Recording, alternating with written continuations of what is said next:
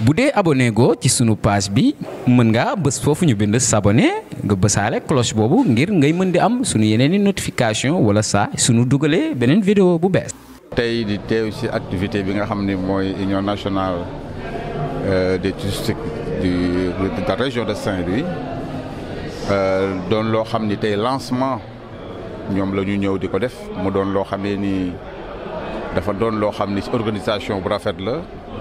jëm ci wàllu touristique bokk ak le secteur de l'artisanat mu nekk loo xam ni c'est régional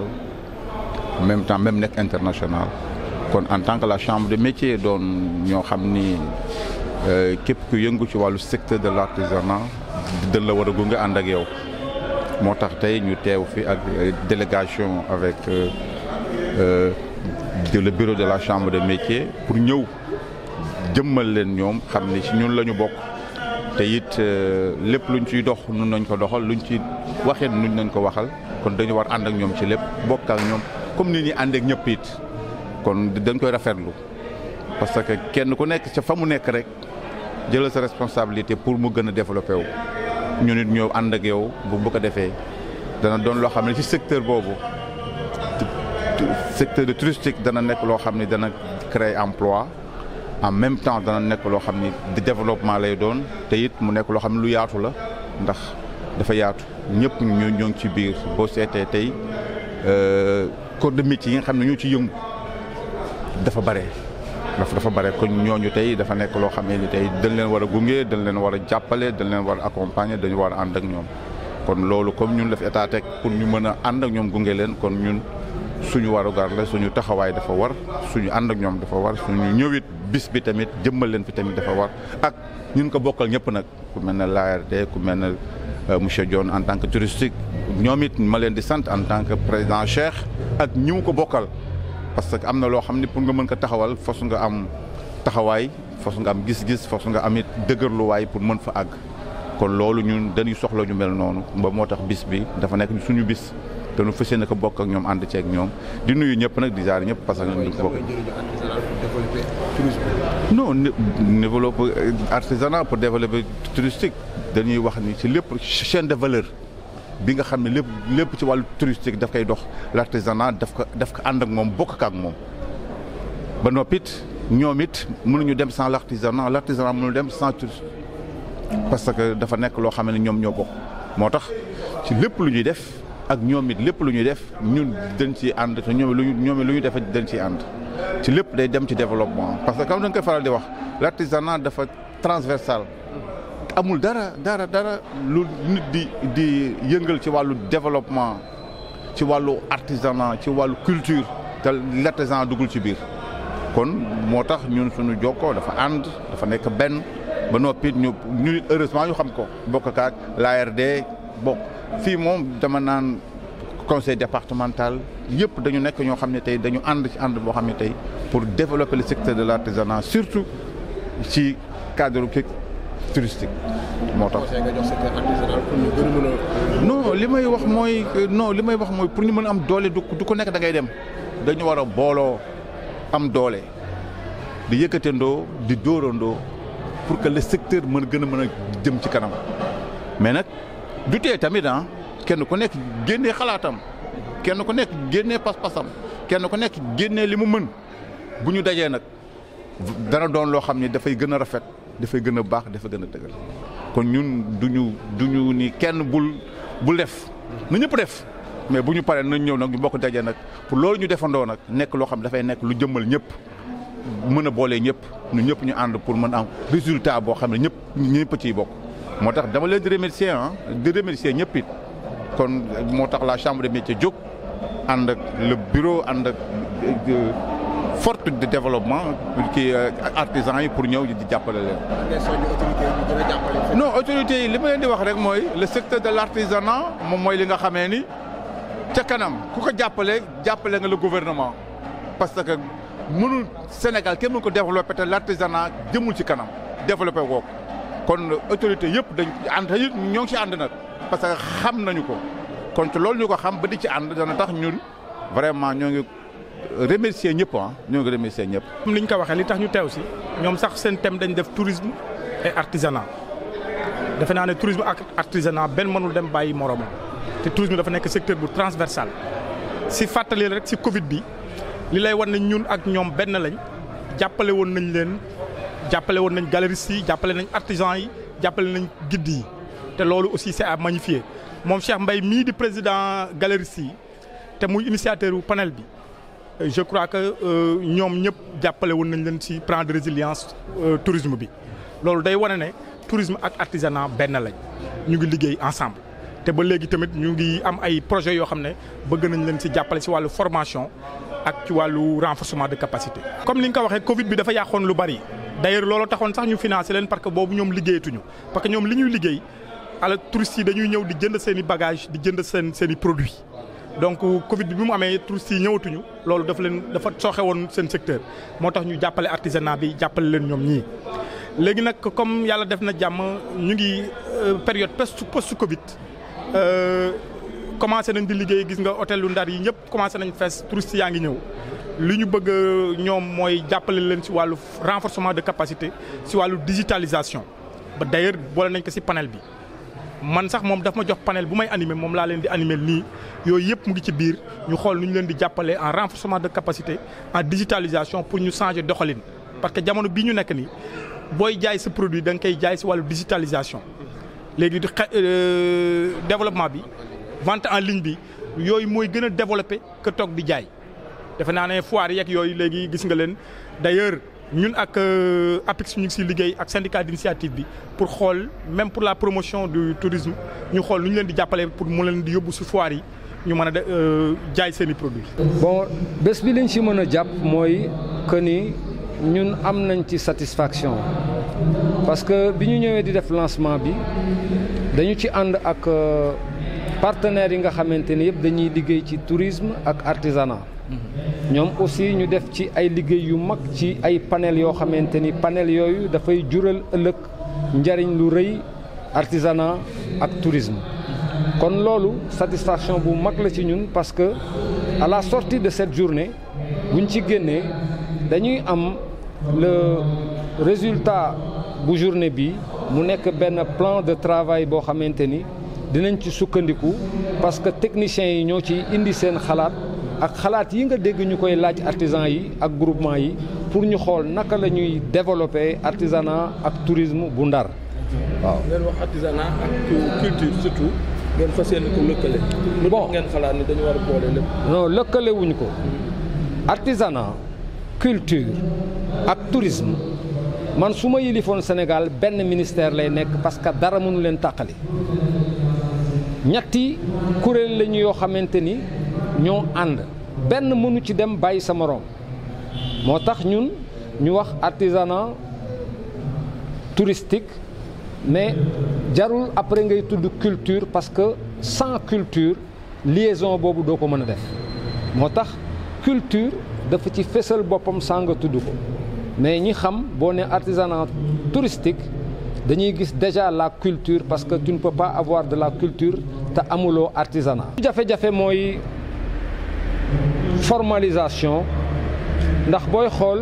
informel bi daf ci bari donc li ñuy njëkk a def mooy fexe ba formaliser artisan yëpp buñ fa jógee formaliser mooy boo nekkee artisan da nga war a am sa carte professionnelle am sa ay régie de commerce am sa NINEA am kayit gouvernement bi xam la xam ni yow artisan nga soo fa jógee nag jafe-jafe yi doog a tàmbali parce que bu boobaa état bi daf lay ameel formation ameel la renforcement de capacité ñaar yooyu dañu nekk jafe-jafe bi ko ñetteel toj dëkk bi nag moom mooy financement yi donc ñetti jafe-jafe yooyu dañu bëgg a ànd lëkkale ñooñu ñëpp liggéey ci ba nga xamante ni dafay yomb ndax bu ñu defalee état bi benn pàcc ci seen liggéey ñoom bu ñu ko gisee bu ñu ñëwee fi ñu war a teg seen loxo dinañ ko fa teg wala bu boobaa ñun danañ ko foqat ci seen loxo loolu moo tax ñu ne artisan touristique ba pare jafe-jafe yi ngay laaj yooyu la mais ñi ngi ciy liggéey parce que man dama jàpp ni état bi dafa amul woon interlocuteur direct rek ñun nii ñu def ci union régionale des artisans touristiques du Sénégal ànd ko ak la fédération di ci liggéey bu sottee état bi dafay am interlocuteur direct yoo xamante ne ay artisans lañu yu pare liggéey yëkkati aussi ay piste yoo xamante ni état bi bu ci tegee loxoom day dem te pour artisanat ak tourisme développé kooku dafay développer économie wu Sénégal. amul benn dëkk ci àdduna bi bu mag bu développé wu te amul laa taxawoo ci sa artisanat taxawoo ci sa tourisme taxawoo ci sa culture. li tax ñëwutoon mooy xam nga looy gis da nga koy tàmbali ndànk-ndànk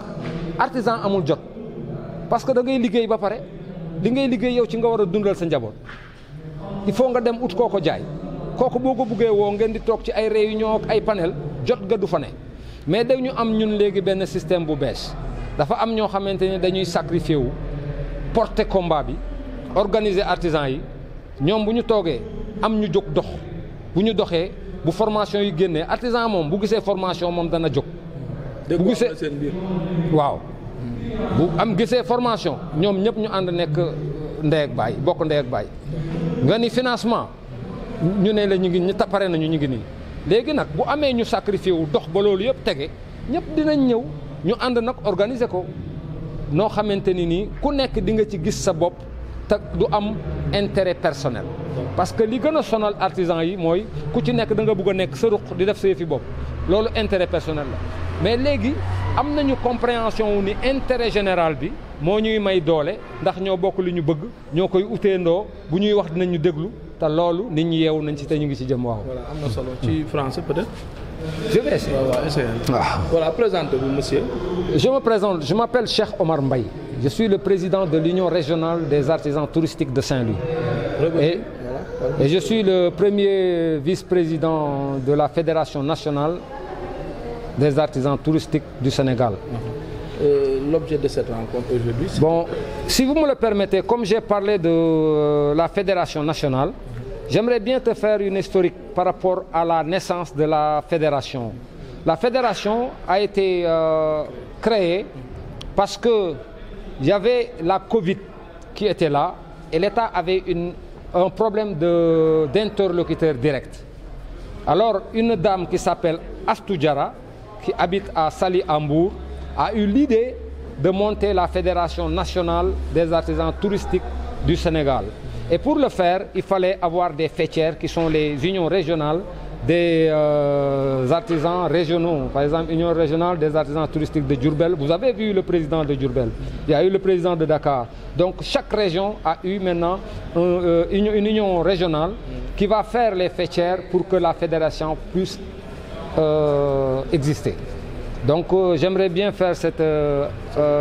explication et remercier la dame Astou Diarra d'avoir partagé cette idée au niveau des 14 régions et qui nous a permis, nous, aujourd'hui, d'avoir notre union régionale et de faire ce travail que vous avez vu. Bon, et on ne fait que commencer parce que le chantier est très, très vaste. Et nous sommes prêts à aller avec les partenaires de l'État pour aller plus loin, pour développer le tourisme et l'artisanat au Sénégal. Mais d'abord, la région de Saint-Louis et les départements.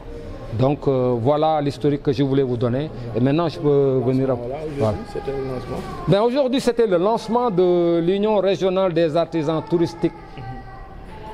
de Saint-Louis. Là aussi, je vais faire vraiment...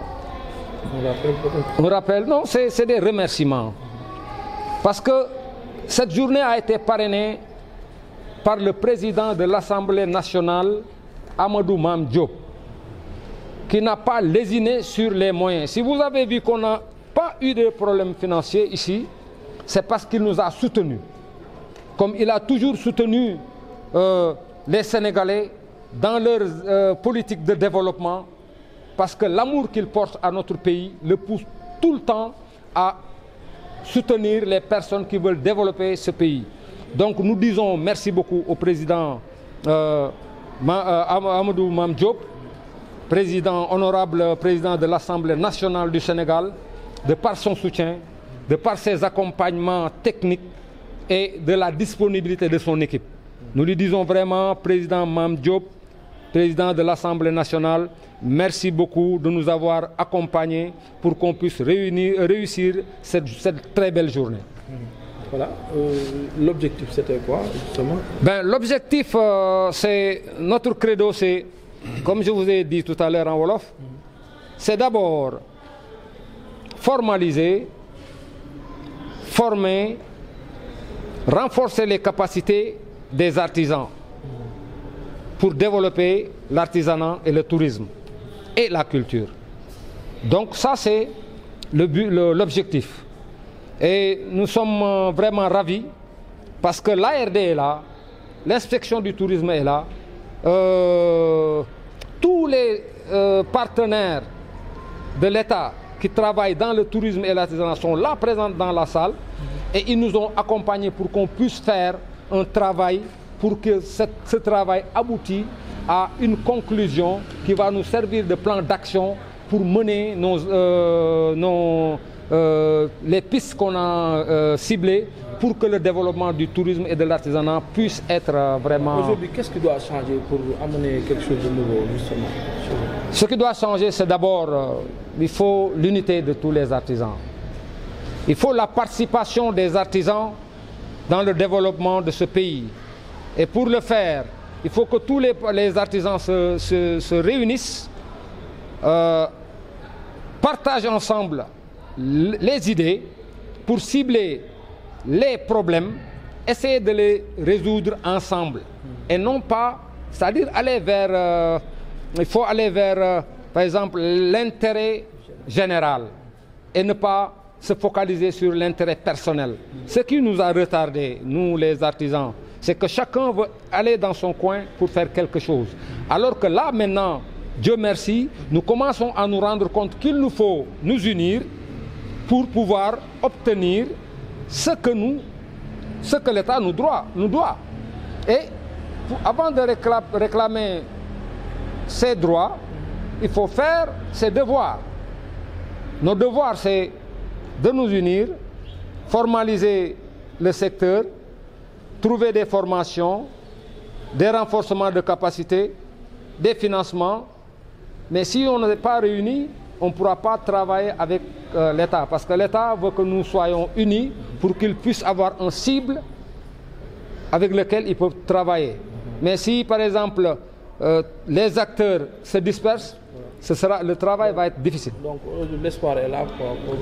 réaliser ce que vous voulez. L'espoir est là, parce que comme je vous ai dit, vous avez vu ceux qui nous ont accompagnés. Il y a l'ARD, il n'y a que des techniciens dans cette salle qui font un panel. Et ce panel, nous, on l'a demandé parce que c'est à travers ce panel que nous allons faire notre business plan, plus les pistes qu'on avait visées et qui rejoignent ce qu'ils sont en train de faire. Donc l'espoir est là. C'est la matérialisation qu'on attend. Et pour que cette matérialisation soit, il faut que les artisans de Saint-Louis, d'abord, parce que nous, on dit le département d'abord et après on va parler du national. Il faut que les artisans de Saint-Louis viennent vers l'Union régionale des artisans touristiques du Sénégal.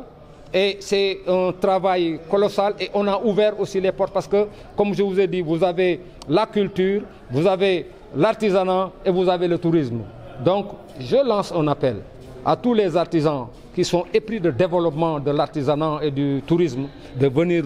se joindre à nous pour que nous puissions développer ce tourisme et aussi cet artisanat. Merci beaucoup. bu dee abonné go ci sunu page bi mën nga bës foofu ñu bind s'abonner nga bësaale cloche boobu ngir ngay mën di am sunu yeneeni notification wala saa sunu dugalee beneen vidéo bu bees